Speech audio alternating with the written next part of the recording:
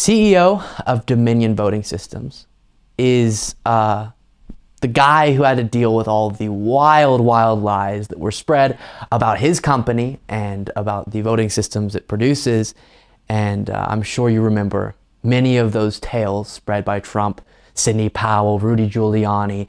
And the action that this CEO took was to slap massive lawsuits onto their behinds. And it did actually cause some of them to rethink a little bit, put out a little bit of apology, sort of, not really, but kind of start attempting to make a little bit less of these wild false claims. Well, now he's come out, and Anderson Cooper sat down for an interview with him that I found very fascinating, because while we saw the manifestation of his actions in these lawsuits and statements by the company, I haven't at least heard from the CEO himself. And not only is it interesting to see kind of what it was like experiencing it from a business perspective, having these insane lies about your company being involved in this massive plot with China and Venezuela to flip votes for Trump, but also the personal effect that came from it in his own life, with his family being threatened because of these lies. So first moment that I want to show you, take a look. Against Dominion. Dominion is suing Fox News and its parent corporation for $1.6 billion each. And in its statement, Fox said that Dominion's financial demand is unsupported. Efforts by Fox News and other defendants to have the lawsuits dismissed have been rejected by the courts. Do you think that you can show not only that they lied, but they knew that they were lying? I think that's the easiest part. You, as a company, told them specifically, repeatedly. We told them. We told them in real time. Others told them. Government officials told them. Partisan government officials told them. People inside the Trump administration told them. Local election officials on both sides of the aisle told them. This is not a matter of not knowing the truth. They knew the truth.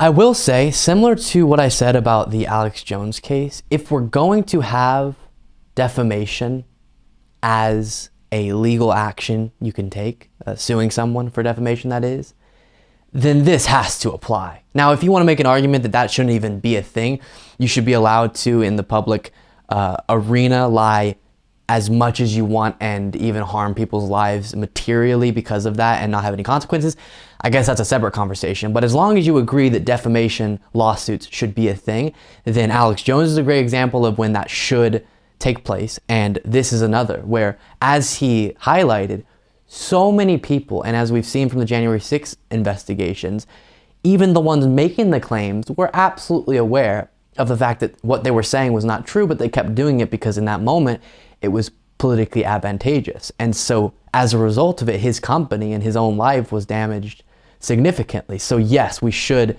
see some legal accountability in a reasonable world, which of course we are not in.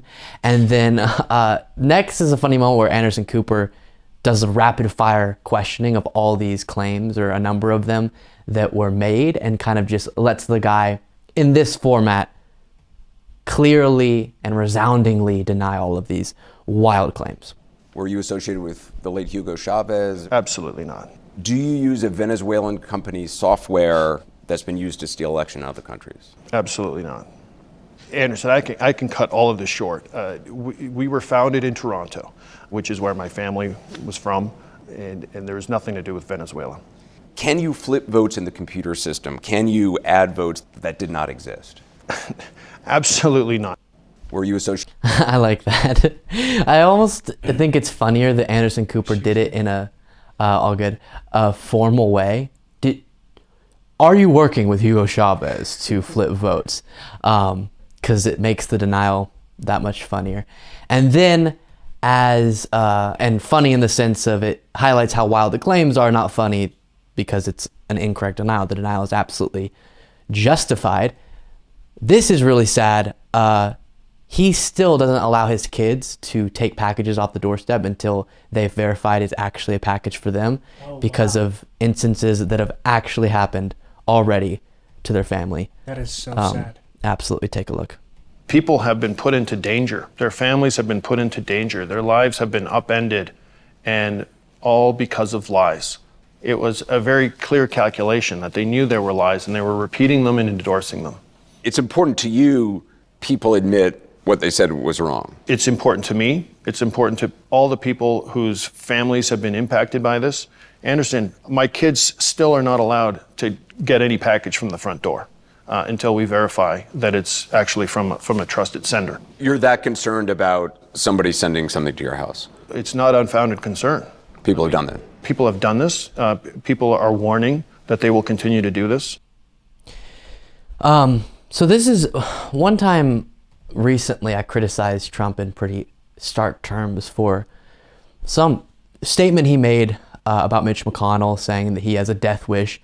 And I had some backlash to it of, well, obviously Trump isn't calling for Mitch McConnell to be killed, but you have to understand, anyone who has a lot of influence, really anyone at all, but especially if you have influence in an audience and a following, you have to understand that if you give even the slightest bit of ambiguity to a statement that could be taken as promoting violence, there's a good chance that's going to manifest itself in the real world because of the words you spoke. And so Trump and all of his allies, for them, it was just a chance to kick up dust and cast doubt on the election because Trump didn't want to accept that he lost.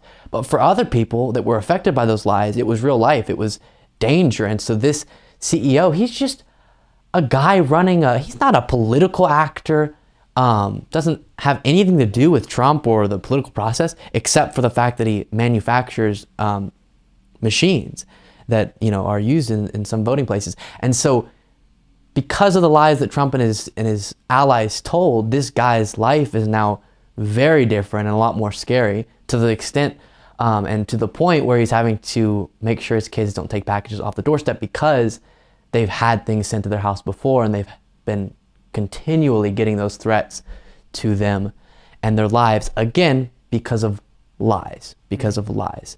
But very fascinating stuff, and I respect him for coming out and speaking out, even though it's definitely going to cause even more threats to be sent his way.